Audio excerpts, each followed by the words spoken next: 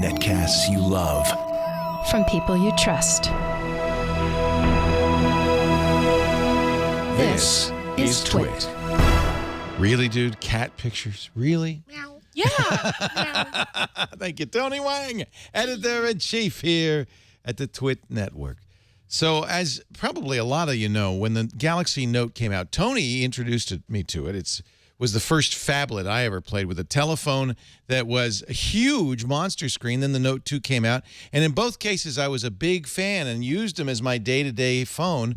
And I've been very interested, as I'm sure many of you have. I could barely get that in the shot with the Galaxy Note 3. Well, it's here, and it is a monster in everywhere. Wait, except one. It's a little bit smaller, thinner, and narrower, even lighter than the Galaxy Note 2. But it packs a bigger screen, 5.7 inches, and really improves on the one thing I didn't like about the Galaxy Note 1 and 2. It is a 1080p display. We got a full HD display finally on this, and you can see it is a gorgeous display. Quad-core processor running at some insane 2.3 gigahertz or more. I can't even remember. It's big. It's fast. It's got 3 gigs of RAM, 32 gigs of internal storage. Of course, you could put a micro SD card in as well. But, you know, one of the monsters on here, you peel off the back, is the battery. This is a 3,200 milliamp hour battery. I was able to go a day and a half and still be 75% charge on this phone. That's one of the real benefits of having a phone that's this big. You can have an equally large battery. The camera in the front is 2 megapixels. That's nice. The 13 megapixel real-facing camera is very much like the Galaxy S4. In fact, in many ways, this is just a Galaxy S4 on steroids with a big display. One thing that's kind of cool, it does have Android 4.3 on it, so it is very up to date. But a negative, it's still got the weird touch whiz. It just little things like having the apps drawer on the right-hand side or having 15 pages, it feels like, of settings. I mean, you could just go on and on looking at the settings. You know, I guess for some people that's a good thing. For me, it just means I can't figure out where these things are. It is not a Google Experience phone by any means. It is a Samsung TouchWiz phone. Having said that, I just love the specs on the Galaxy Note 3. And if you want a big phone, let me just show you what it looks like held up to my ear, because I'm not a small guy. I have a fairly large head. Go ahead and switch, because I don't want to scare Burke when I pull the phone. But it still looks, you know, kind of silly held up to you. That actually looks good. That's okay. That's not bad. Yeah. It's not the end of the world, is it? Just be aware of that. It is still small enough. In fact, because the physical form factor is a little bit smaller than the Note 2, it still fits right there in a breast pocket or a side pocket. This is an interesting touch that all the Note 3s have. We're looking at the AT&T model. All the specs are the same, by the way, across all 4 carriers. But it has this stitched pleather background in a couple of different colors. This is the black version.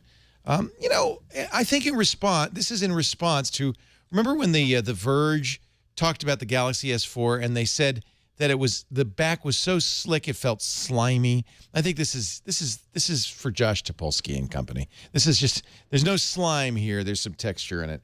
And it does feel pretty good in the hand. It's just a little strange to have actual stitching on a smartphone.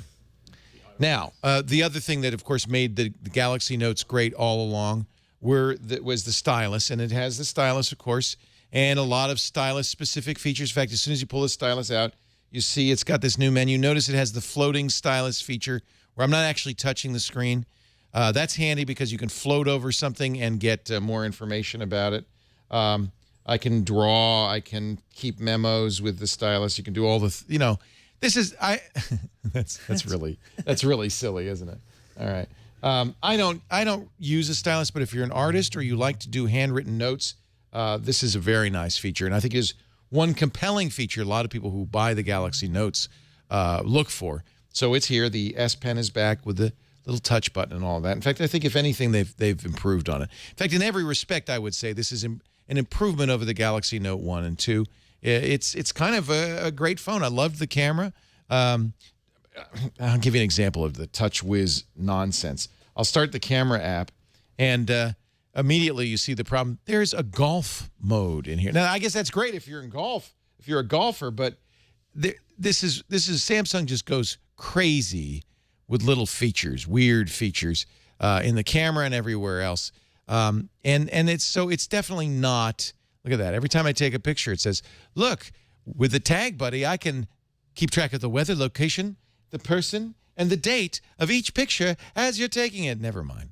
I know, that TouchWiz. It'd be great to get rid of it. You can. Cyanogen Mod already is available on the Galaxy Note 3. Maybe you like TouchWiz. I'm not a big fan. But overall, I got to say, this is a great phone. And if you're a fan of phablets, of giant phones, there are biggers. In fact, the new HTC One Max is 5.9 inches. It's even bigger than this. But this is well thought out. It's a mature product. This is not Samsung's first time to the giant phone rodeo. And I think they've done a very nice job. But definitely a buy if you're the kind of person who's looking for a big phone.